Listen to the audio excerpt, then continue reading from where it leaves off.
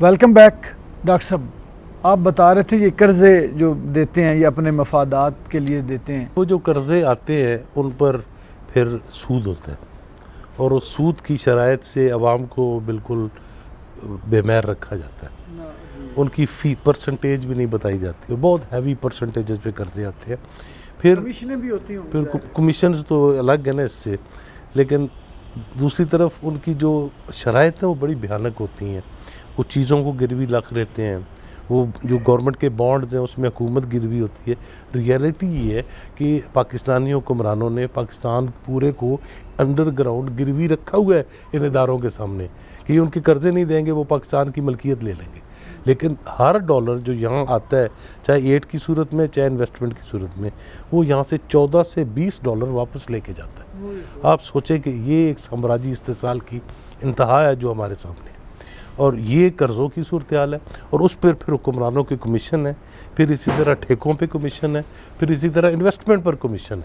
और ये कमीशन जो है वो हुक्मरानों की अपनी जगह, और जितनी ये इजारादारियाँ हैं जो यहाँ इन्वेस्टमेंट करती हैं, उन इजारादारियों के बोर्ड ऑफ डायरेक्टर्स जो हैं वो उनकी जो फाइनेंसिंग फंडिंग है, जो एक्सपेंडिचर्स है, उसमें एक खसूसी शिक रखते हैं। इजारादारियों से क्या मुराद है आपकी?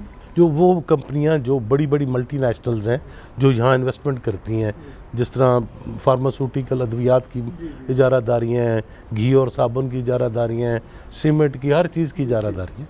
और दुनिया में इस वक्त 85% जो मईशत है वो 193 इजारादारियाँ उनके कंट्रोल में। अब वो उन्होंने एक शिक रखी होती है, एक उसमें मुख्तस की होती है एक स्पेंडिंग, एक ख़र्चा, और वो ख़र्चा होता है फैसिलिटेशन का नाम उसको दिया जाता है। वो फैसिलिटेशन एक्चुअली वो किकबैक्स है, वो कमीशन है जो यहाँ के हुक्मरानों को दिए जाते हैं यहाँ के आवाम को लूटने के लिए। मसलन जो यहाँ पर IPPs लगाई गई 1994-95 में बेनज़ीर भुट्टो साहबा के दौर में, उसमें $65 मिलियन किकबैक्स दी गई। और वो आपको पता है, सारे ज़माने के पता है वो $65 मिलियन कौन से हैं और कहाँ पड़े हुए हैं। ठीक है, अब उनसे आप देखें कि इन्होंने 3.5 अरब डॉलर सालाना यहाँ से लूटा है और 18 साल हो गए। आप ज़रब दे के देखें तो ये 100 अरब डॉलर के करीब तो ये रकम बन जाती है। अगर वो 100 अरब डॉलर यहाँ पर बिजली की पैदावार में सर्व किया जाता स्टेट कंट्रोल में, इज्तिमाई इश्तराकी मिल्कियत की कैफियत में, तो यहाँ बिजली की कितनी फरावानी होती थी। वो सारे पैसे जो मल्टीनेशनल्स हैं, ऑस्ट्रिया की है, हांगकॉन्ग की है, अमेरिकन हैं, उन्होंने अपने मुल्कों वापस भेज दी। डॉक्टर साहब, क्या वजह है कि जब अब हुकूमत दावा करती है, कोई भी हुकूमत हो, वो चाहे जितने भी आए हैं हुक्मरान, मार्शल लॉ भी इवन, मुईशत के बेहतर होने का दावा करती है, तो गरीब आदमी के गिर्द शिकंजा मजीद कस जाता है। मसलन अभी हमें कह रहे हैं कि जी मुईशत बेहतर हो रही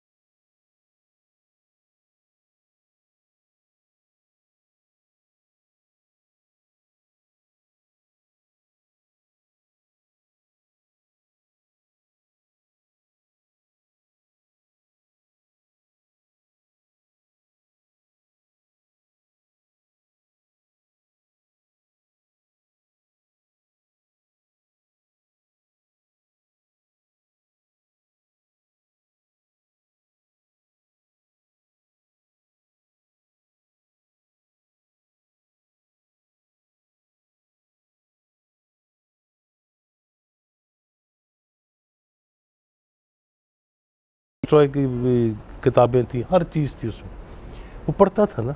अब मलक रियाद है जो फ़र्दों के अलावा कुछ नहीं पढ़ सकता। ये मेयार गिरा है ना हुक्मरान तबके का, और ये मेयार फिर नीचे तक आया है। और अमूमी तौर पे जो सकाफ़त, सोच और अखलाकियात समाज पर हावी होती हैं वो हुक्मरान तबके की अखलाकियात है। लेकिन आज की जो असल सरमायादारी है वो सरमायादारी है ही नहीं। पाकिस्तान की सरकारी अदाद शुमार के मुताबिक इस वक्त 73% मीशत जो है वो ब्लैक इकॉनमी है, काला धन है, जिसको पैरेलल या अल्टरनेटिव इकॉनमी कहते हैं। अब वो जो इनफॉर्मल इकॉनमी है, वो जो काला धन है, वो जब 73% होगा, जो 78% जॉब्स या प्रोवाइड करता है, तो वो कौन सी पेंशन देता होगा, कौन सा मेडिकल अलाउंस देता होगा, कौन सी कोई सहूलत देता होगा मजदूर को? वो तो दिहाड़ी पे बंदे उठाते हैं, दूसरे दिन चेंज करते हैं कि पक्की आदत ना पड़ जाए उसको। तो फिर हल क्या है डॉक्टर साहब? हाल एक ही है जो यहाँ 68-69 में लोगों ने करने की कोशिश की थी और बहुत करीब पहुँच गए थे। कोई पार्टी ना होने की वजह से हल नहीं हो सका था। क्या हुआ था 68-69 में? पाकिस्तान की 67 साल तारीख़ में पाकिस्तान के लोगों की सिर्फ 139 दिन की तारीख है, बाकी हुक्मरानों की तारीख। 6 नवंबर 1968 से लेकर 25 मार्च 1969 तक इस मुल्क में पाकिस्तान के अवाम का राज था।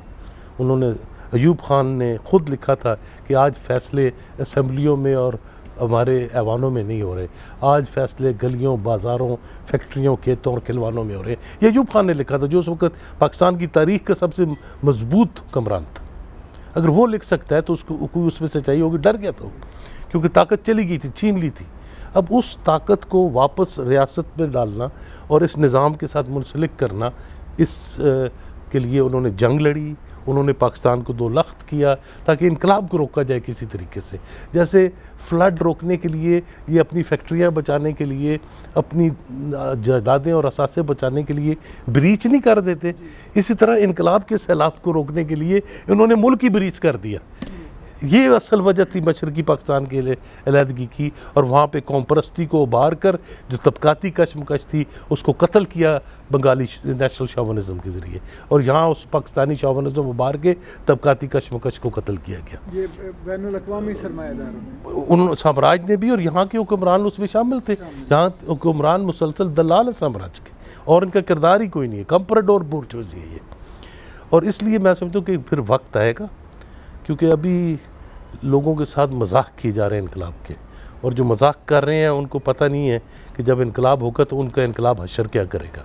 और इनकलाब जो है वो तमाम कर्ज़ों को ज़ब्त करेगा, IMF के, वर्ल्ड बैंक के तमाम साम्राज्य असासों को इज्तिमाई मिल्कियत में लेगा। एक इश्तराकी रियासत के क़याम से तमाम दौलत इन हुक्मरानों से ज़ब्त कर ली जाएगी, और ये अदालतें नहीं होंगी, वहाँ पीपल्स ट्रिब्यूनल्स होंगे जिनके सामने ये सरमायादार खड़े होंगे, और उनके सामने 2 सवाल होंगे।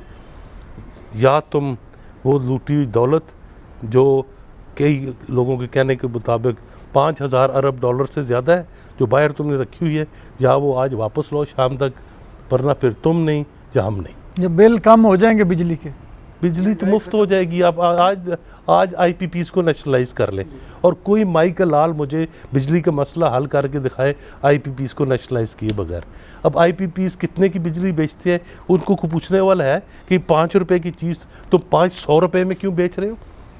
एक यूनिट तुम 10 रुपये का है, वो तुम 1000 रुपये में बेच रहे हो। इनको को पूछने वाला है। IPPs साम्राज्य, इन्होंने पाकिस्तानी हुक्मरानों ने पैसे लिए हुए हैं, वो जो चाहे करते हैं। IPPs को हमने लौटा दिए, IPPs को लौटा दिए। और ये तो पूछो किस चीज़ के लौटाए हैं, कितनी चीज़ के कितने पैसे दिए हैं, ये कोई पूछने वाले तैयार नहीं है।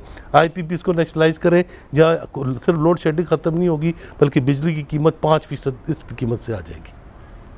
और बाकी जो है रोज़गार है, तालीम है, ख़ास तौर मुफ्त हो जाएगी। और उसमें सिर्फ ये नहीं कि चंद स्कूल प्राइवेटाइज होंगे, उसमें HSN कॉलेज भी प्राइवेटाइज होगा, उसमें बेकन हाउस भी प्राइवेटाइज होगा, उसमें हुक्मरानों के नेशनलाइज होंगे तमाम प्राइवेट। इस वक्त लाहौर में बड़ी यूनिवर्सिटियाँ, बड़ा सब वो यूनिवर्सिटियाँ एक होंगी, निसाब एक होगा, फीस एक होगी, सबसे इम्पोर्टेंट चीज़ है फ़ीस एक होगी, और जब तक फ़ीस रहेगी उस वक़्त तक वो निज़ाम मुनसिफाना निज़ाम नहीं हो सकता।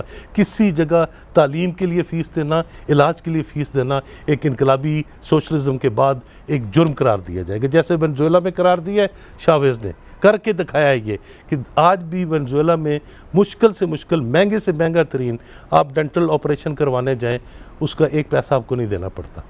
अमेरिका में उसी ऑपरेशन के $50,000 देने पड़ते हैं। आप इस वक्त भी सब मानते हैं कि पूरे लातीनी अमेरिका में सबसे आला इलाज का मेयार जो है वो क्यूबा में है, जहाँ इलाज मुफ्त है। यानी जो पाकिस्तान को एक जन्नत देखने के ख्वाहिशमंद थे लोग, जो इंसान तो बना सके। अभी तक तो हम इंसान नहीं बने, हम तो जानवर हैं। एक जानवर और इंसान में ये फ़र्क होता है कि इंसान सोच सकता है, जानवर सोच नहीं सकता। जो लोग इनफरादी तौर पे तालीम से पैसा कमा रहे हैं, सेहत से पैसा कमा रहे हैं, कारोबारी अस्पताल हैं, कारोबारी तालीमी अदारे हैं, से पैसा कमा रहे हैं, मस्जिदों से पैसा कमा रहे हैं, सारा जाएगा वो तो सब फिर इज्तिमाई मिल्कियत में चली जाएगी ना। इनफरादी मिल्कियत ज़राए पैदावार की ख़त्म हो जाएगी। यानी कि ये मकान है या घड़ी है ये कोई जब्त करेगा। वो चीज़ें जो दौलत पैदा करती हैं वो तमाम ज़राए पैदावार जो हैं वो इज्तिमाई बुनियादी ज़रूरतें जो हैं वो स्टेट फ्राम वो और स्टेट ऊपर से नहीं होगी, वो नई रियासत होगी जो नीचे से बनेगी, जिससे पंचायतें होंगी हर गांव में, हर फैक्ट्री में, हर गली मोहल्ले में, हर कच्ची आबादी में। वो पंचायतें फैसले करेंगी इसको क्या चाहिए और क्या नहीं चाहिए, वो प्लान करेंगी, और नीचे से ऊपर तक एक सोशलिस्ट डेमोक्रेटिक सिस्टम होगा। यानी ये तब्दीली है जो असल तब्दीली है, जो लग रही है कि साइंटिफिक तब्दीली है, जो मार्क्सिस्ट। वरना जो अभी हमारे हुक्मरान या अपोजिशन नारे लगा रही है तब्दीली की, वो तो उस सिस्टम में रहते हुए हुक्मरानों के जो हिस्से हैं मुख्तलिफ धड़े हैं मालियाती सरमाए के। यहाँ हुक्मरान हो कौन सकता है, सियासत में आ कौन सकता है अगर आप पास अरबों रुपए की पीछे से हिमायत हासिल नहीं है तो। डॉक्टर साहब बहुत शुक्रिया, बहुत मेहरबानी। नाज़रीन, आज के प्रोग्राम का वक्त ख़त्म होता है, मुलाकात होगी अगले प्रोग्राम में। अल्लाह हाफिज़।